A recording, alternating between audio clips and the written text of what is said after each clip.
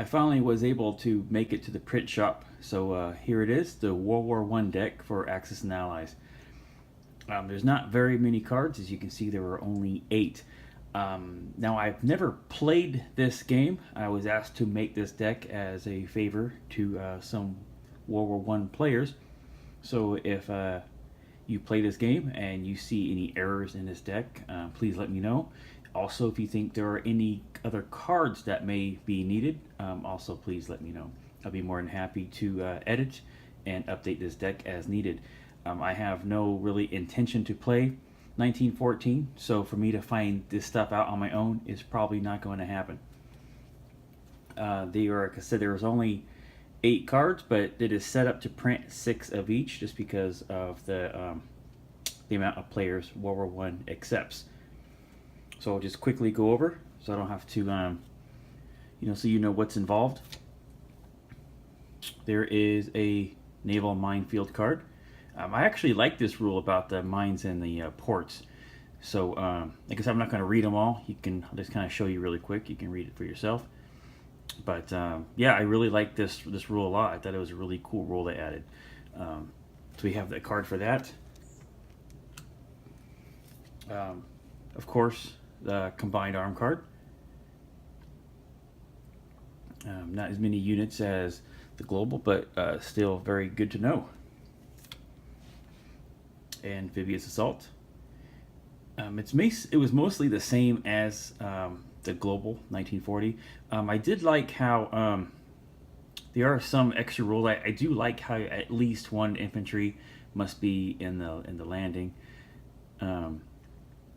Yeah, just a few things in there, but it's pretty much the same. And where does that go? Of course, we got the turret sequence. There's also for land combat, naval combat, and also how to mobilize a power, whether it's minor, aligned, or neutral.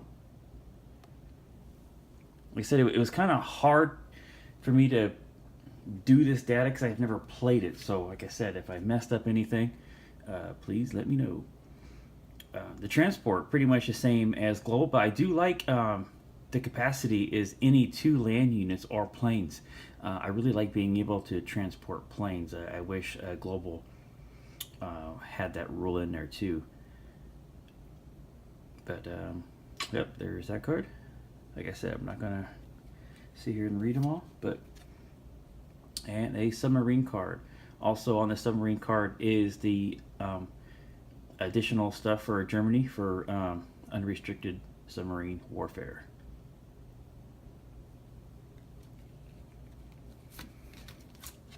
And of course, unit stats, cost, movement, attack, etc.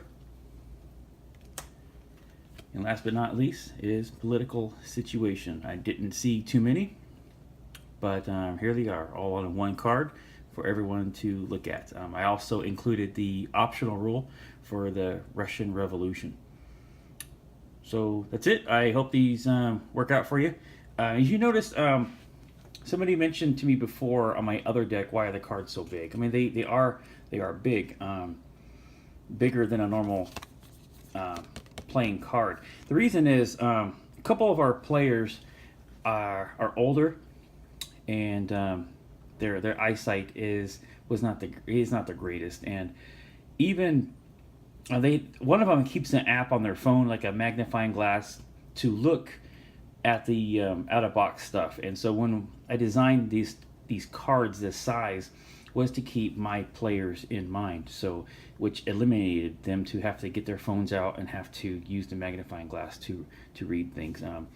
Everything was made so it was legible for them. Things were made in color coats to high point, important things. It was mainly, like I said, for those guys. So I guess they are a little bit on the bigger side, but they are made to fit in the out of box containers. Though I cannot confirm these fit in the out of box containers for 1914 because I do not have that game.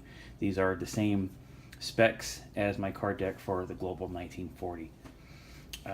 So that's it. I will have the download up there. It will be, like I said, it'll be set up to print 6 cards per um,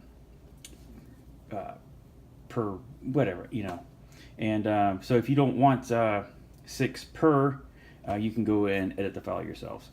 Okay, guys, like I said, if you find errors, please let me know. All right, take care.